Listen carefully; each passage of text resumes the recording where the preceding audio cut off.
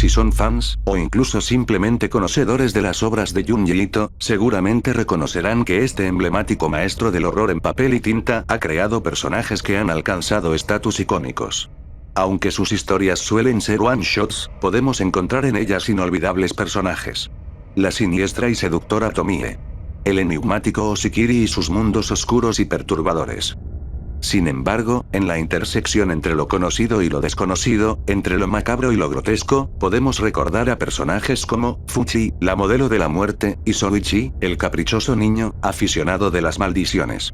Y es precisamente Soichi el protagonista de este video. Aunque a primera vista pueda parecer absurdo, Soichi es de los personajes más recordados del autor. ¿Por qué? Creo que esa respuesta la podemos encontrar en lo peculiar del personaje.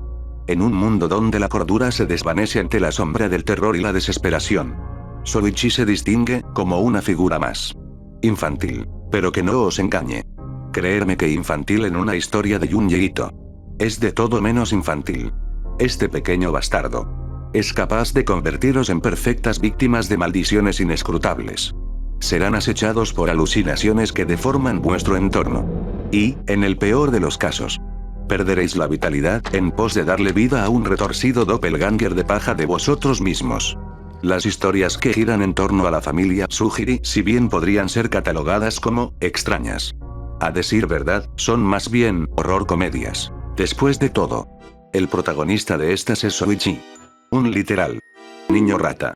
Pese a que la expresión es anticuada, así como mal usada. En este caso creo que todos concordarán, cuando me refiero a este personaje, como un niño rata. Y, como todo buen niño rata que se precie, el tiro le sale por la culata. Gran parte de las maldiciones tejidas por Soichi terminan volviéndose en su contra. Las travesuras de este criajo, por así llamarlas, suelen culminar de la manera más cómica imaginable, donde el destino parece estar siempre dispuesto a jugarle una broma pesada. Soichi humillado frente a sus compañeros de escuela con sus nalgas al aire. Soichi, con los clavos que usa para adornar sus dientes, clavándose dolorosamente en su propia boca. Incluso ha llegado a ser electrocutado por el gato que él mismo hechizó. Y entre sus desenlaces más vergonzosos, enfrentarse al bochorno cuando su prima, ante la mirada incrédula de su familia y su odioso hermano, lee en voz alta una carta de amor dirigida a una de sus compañeras de escuela. Con ustedes, el Cartman del mundo del horror. Se podría decir que estas historias bordean la línea entre el horror y la comedia, creando una mezcla única que cautiva y hace reír a partes iguales. Y precisamente por esto, es que Soichi es uno de los personajes más queridos. Sin embargo, hay una pregunta que ha rondado en mi mente desde el momento en que me sumergí en el mundo del talentoso mangaka y sus inquietantes creaciones. ¿Y si Soichi no fuera un niño? Piénsalo. Él es un niñato en toda la extensión de la palabra, cuyos planes se desmoronan ante la más mínima problemática. ¿Pero qué sucedería si este niño creciera? ¿Qué clase de persona emergería de un individuo dotado de poderes tan destructivos como los suyos? ¿Continuaremos viendo sus desventuras como una mezcla de horror y comedia, o tal vez esa comedia se desvanecería rápidamente ante la oscuridad que su adultez podría traer?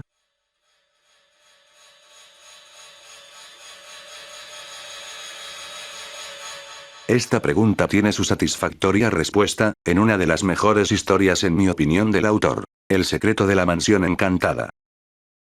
Es un título que se ajusta perfectamente para esta historia, pues es sin más, uno de esos títulos genéricos que podemos ver para una historia de terror, casi como el típico episodio de caricatura de Halloween. La historia abre con estos dos niños, quienes se enteran de la inauguración de una nueva casita del horror, cuyo dueño es este hombre. Uno cuyas facciones son algo sombrías. Algo que ya de por sí da mala espina, pero como se suele decir, no hay que juzgar al libro por la portada. Cuando los pueblerinos se enteran del precio exorbitante de la entrada de la susodicha casa de los horrores, todos se llevaban las manos a la cabeza. Mas sin embargo, el señor asegura con una mueca retorcida que el precio vale la pena. Y desafía a quienes se atrevan a entrar a la mansión, prometiendo devolver el dinero a aquellos que no logren sentir verdadero terror. Un primer cliente, con una actitud burlona, decide probar suerte.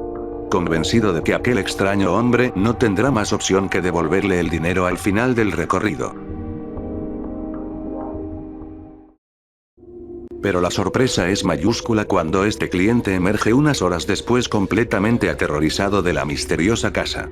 Al borde de la locura. Que con gritos sale corriendo del lugar. La mansión encantada esconde algo más que simples sustos.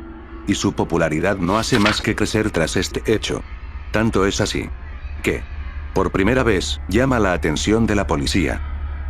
Sin embargo, como es habitual en relatos de horror, la intervención de la policía resulta tan inútil como un paraguas en un submarino. El policía solicita al ominoso señor permiso para investigar el lugar, ya que se rumorea de todo, menos cosas agradables sobre él. El señor, sin muchas reservas, accede amablemente y ofrece al policía una bienvenida que recordará hasta el fin de sus días. O tal vez hasta el día de hoy. Cambiamos de escena y nos situamos junto a los niños del inicio de esta extraña historia.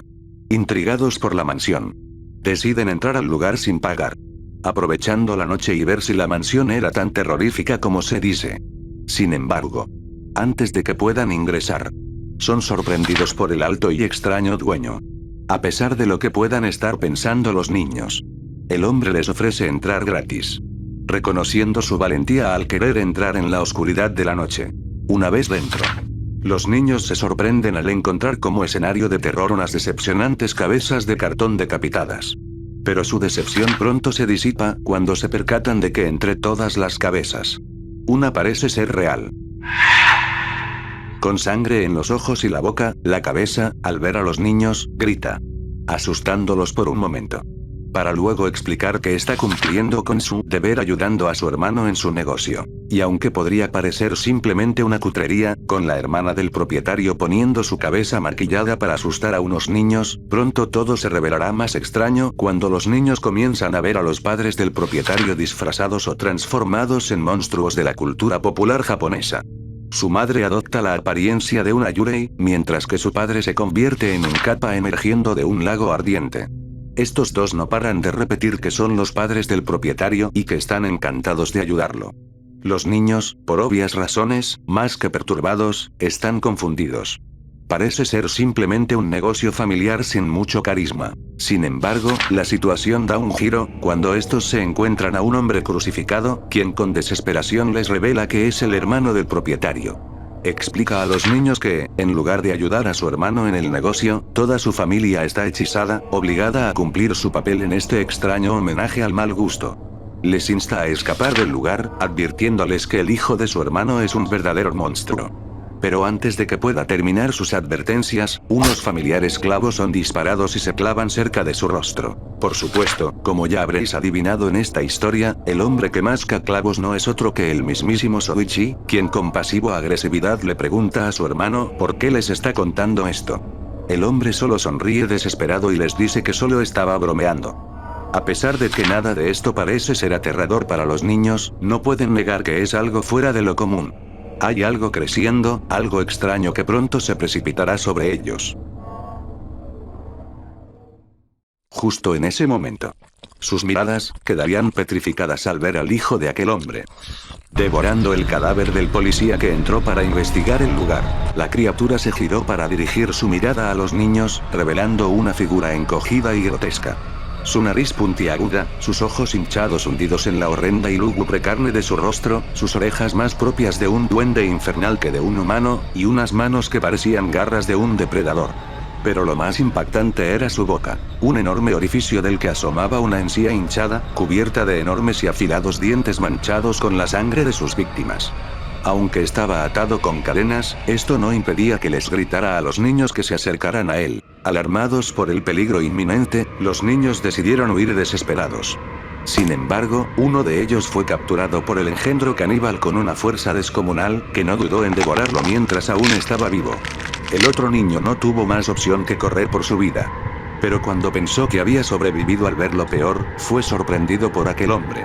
La versión más aterradora de Soichi, quien lo perseguía con un placer sadístico, confesándole que no podía permitir que nadie saliera vivo con el secreto del lugar. Con la boca llena de clavos, Soichi persiguió al niño, quien finalmente fue apuñalado por uno de estos objetos, cayendo al suelo. Justo cuando Soichi estaba a punto de arrojar al niño al pozo de sangre y huesos que tenía como guardería, fue sorprendido. Como era costumbre en sus historias, con un giro humorístico. Quien había captado su atención, haciendo que abriera la boca llena de clavos y estos cayeran al suelo de horror, era nada más y nada menos que Fuchi, la mujer modelo de aspecto gigantesco, quien resultó ser la esposa del desgraciado. Enfadada, Fuchi le advierte a Soichi que si vuelve a huir de ella, no tendrá más opción que matarlo. Soichi, como siempre, es perseguido por la desgracia y el humor negro, siendo literalmente el sumiso de una bestia sádica y caníbal. Un poco de contexto para aquellos que tal vez no estén al tanto. Esta historia es una continuación y, por así decirlo, una respuesta a todas aquellas preocupaciones que surgieron por Soichi cuando era pequeño y vio por primera vez a Fuchi. En una historia previa a esta, Soichi, como de costumbre, planeó una nueva travesura, esparciendo rumores de todo tipo. Que había salvado la vida de un niño, que repartía periódicos por las mañanas, que era pariente de alguien famoso, y así sucesivamente. Sin embargo, todo esto llegó a su fin cuando una de sus compañeras, harta del niño rata, reveló a todos que Soichi había inventado esos rumores, lo que terminó humillando al engreído. En venganza, Soichi creó rumores sobre un lago que rejuvenecía y mantenía la belleza, sugestionando a la compañera para que fuera allí, donde él la esperaría con una cámara en mano, para revelar las fotos de la muchacha en traje de baño en aquel lago asqueroso y sucio. Pero para la desgracia del travieso, encontraría a Fuchi allí, quien se enfadaría con él por tomar fotos de ella sin su permiso, dejando su destino incierto, hasta la historia de hoy. Y aún así, entre todos sus finales humorísticos, este debe de ser el más perturbador. Aquí se implica que probablemente no solo aquel niño y policía fueron devorados por la retorcida cría del dientes de clavo, sin que también, muy probable que muchos visitantes de la mansión hayan tenido ese mismo final. Además, vemos cómo en esta ocasión, la familia de Soichi sufre la peor de las maldiciones, convirtiéndose en todo un circo del mal gusto y el horror. Sin embargo, el relato de aquel ominoso hombre de negocios no terminaría ahí. Más claro. Eso es una historia para otro día.